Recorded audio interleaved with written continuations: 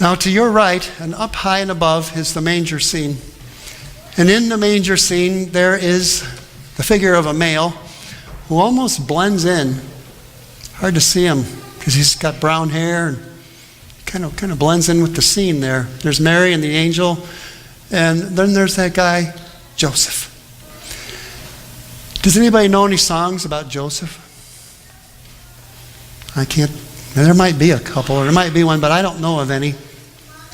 There are lots of songs about Mary, and of course tons about Jesus.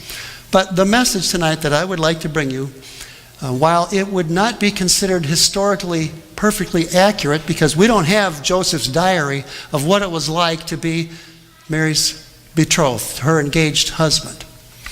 But as a human, I'm going to take a chance and maybe probe a little bit what he may have thought, what it might have been like to be engaged to a woman who was made with child by God's angels, asked to travel by foot some miles, sleep in a stable, and be happy about it all. I'd like to see if we could figure out a way that might happen. Now Joseph was betrothed to Mary, who was pregnant, who was with child. And of course, she, like any pregnant mom, and we've got at least one with us tonight. Is there any other ones that I don't know about? If you are, congratulations. Because there's something about a pregnant mom, right? There is a glow that you cannot miss. There's just something about a woman who is with child. Now, Joseph's perspective might be that because of the angels and the dazzling light that comes from God, Mary might have been like plugged into the Byron nuclear plant and just like a million suns. Maybe that's how bright she was. I don't know. I bet she was quite dazzling.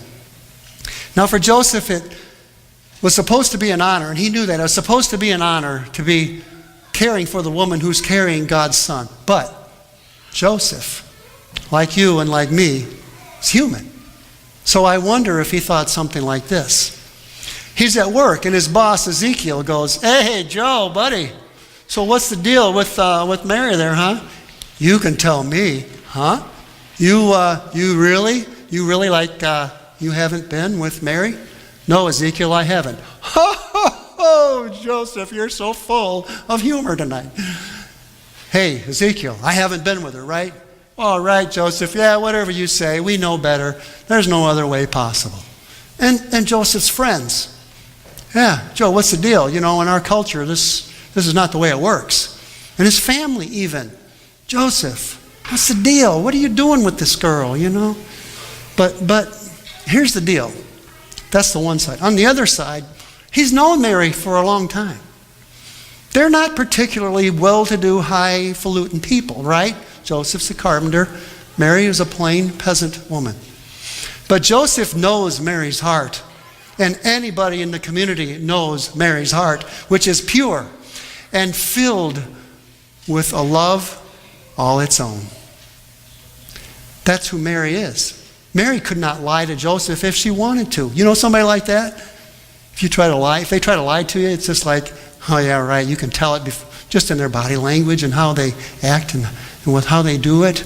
They can't lie. Mary couldn't lie no matter what.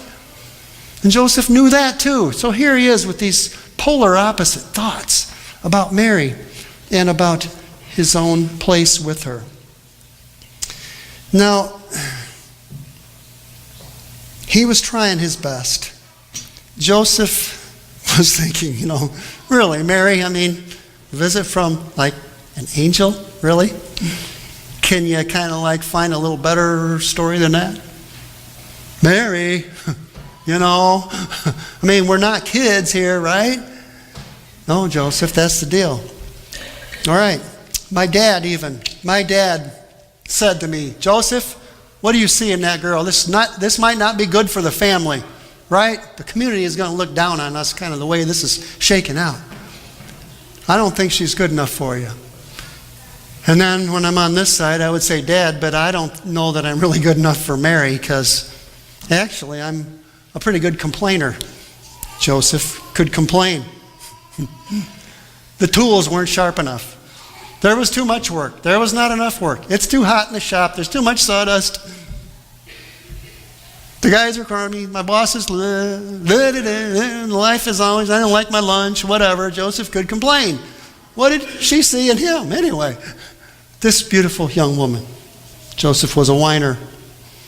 Mary was gracious, and she could laugh off his pettiness in ways that were, I don't know, well, I guess only a woman blessed by God could do. She could find humor in it and somehow not be dragged down by his complaining grouchiness.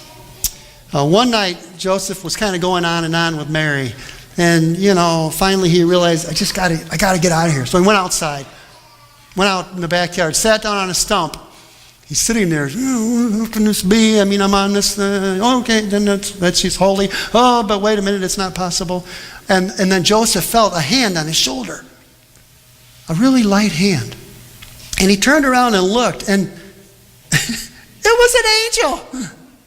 Wings and all. Wings, an angel.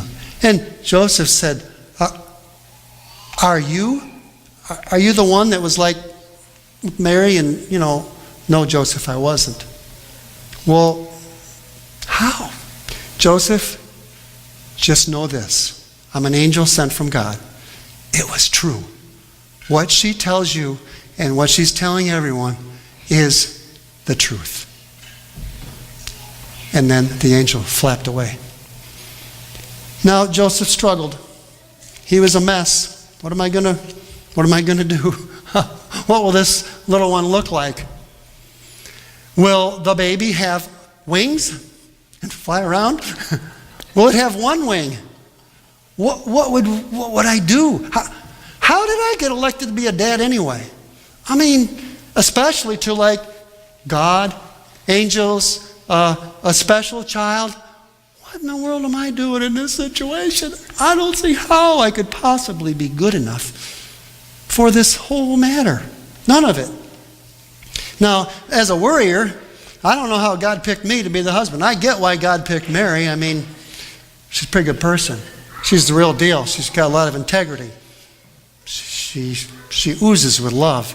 I've never felt more love in my life, from the tips of my toes to the end of my beard to the very ends of the hair on my head. That is the love of God, if I ever saw it. That's who Mary is. God did good when God picked Mary. But a kid like me, a worrier like me, I don't know how this can be. But it is. And I didn't have that much time to think about it, because the next thing, the Romans, we being the Jewish people, do whatever they say. And they said, you got to go to Bethlehem and get counted. And I'm like, yeah, right, she's pregnant. Too bad, you got to go. See you there. 15, 20 miles on a donkey. A pregnant woman. Now, I don't know if beach balls were invented yet, but that's what it looked like. She's on a donkey. Oh my goodness. So trudge we did. Oh man. A couple days across the countryside. We get into Bethlehem. No, they didn't leave the light on for us with a room ready to rent, right? No Tom Bodette for us. We pounded on door after door. There's no room. There's no room. There's no room. There's no room. I pounded on a door, trudging up to it. A little bearded man looks up to me and says, yeah, I need a room. He starts to shut the door, saying, sorry, bud. I stuck my arm in the doorway like this, and I said, He looked past me and saw Mary on the burro, the donkey, and her face. She gets this look on her face that you have never seen on a human being anywhere in life. It's like she's just somewhere else in another whole world. Because all my complaining would just bounce off and fall on the floor like a dud. And all this fact that we can't find a room, and she's sitting there just peaceful. It was ethereal. It was like heavenly peace on her face. And this little bearded man looks over my shoulder and sees that, and he goes, plus when he saw the baby, he's like, here's a blanket. Out and back, there's a stable. A simple little place. It isn't much, but it is a shelter, and the blanket will help keep you warm. And there's a few critters out there too. Help yourself. Back we go to the stable. Not much of a place. I looked up, and there's these big brown eyes looking at me. All kinds of critters in the barn there looking at us, kind of chewing their cud, all peaceful like, almost like, come on in, we got room for you. Oh boy, can't call Angelo's for pizza from there. It was a rough night, I'll tell you. It was a rough night, not much to eat. But we made it work that night. We made it work. It was a fine place to be considering the alternatives. That's all I could say. Oh my goodness. Mary said things are going to be like really different after the baby's born. I'm like, yeah, step aside a minute. As a father, darn right they're going to be really different. My dad said that too, Joseph said. Things are going to be different. Mary said, I think this is a really special baby. And I thought, all moms say that. Every baby's special, right? No, this is like a really, really special baby. She was right. I started complaining some more, and she started getting that wonderful, out-of-world look on her face. I kind of fell asleep as she was rubbing my back from the traveling. Really? I should have been rubbing hers, right? I mean, duh. She's the one that should have had the comfort given to her. But that was Mary. That was my Mary. She's rubbing my back. I fell asleep. And about 2, 3 in the morning, I don't know, it was way late. She squeezed my hand. Joseph, wake up. I think it's time. Joseph, it's time. And pretty soon, I could swear I heard angel wings flapping. There was the most beautiful little baby born right there in that simple little place. And he came that night. He came for you, and he came for me. The most incredible birth ever happened. He came into the world so that God would let us know. It's not just some faraway God way removed from us, but it's a God as close as you and me, who lives in my heart and who lives in yours, and who has given us the task tonight to be refreshed and to be renewed in this ancient story that's been told over and over and over, to realize that even a simple peasant woman and a carpenter brought to the world Jesus, the Savior of the world. So if they're good enough for it, then we have a place too. And if we have a place too, that means we have a job to do. And so tonight's a perfect night to start fresh, right? We're almost to a new year. It's a new church year. And this is the time we say, help me, O Lord, cleanse my heart. Help me heal broken relationships. Anybody have any in their families? I've heard of them. I read about it one time in a magazine, right? Sometimes people have problems. Anybody here have a problem or two? I do. That's how life is, right? But because of this little baby born in a stable, it's like this light right here. That's why we light it. The light shines in the darkness, and the darkness has not overcome it. Goodness is stronger than evil, and love is more powerful than hate. Not the kind of love like I love chocolate, or I love my car, or I love my clothes. The kind of love I'm talking about is stronger than hate.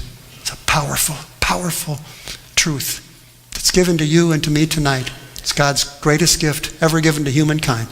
It's our job to carry it on and to live to be little Christ if we are able, as we are able, in any way and in as many ways as we possibly can, as God gives us the ability to do it. As we said earlier in the service, God has placed his precious ones here tonight. Bless you in this message. Be filled with the love of Christ. Go and share it with all whom you meet.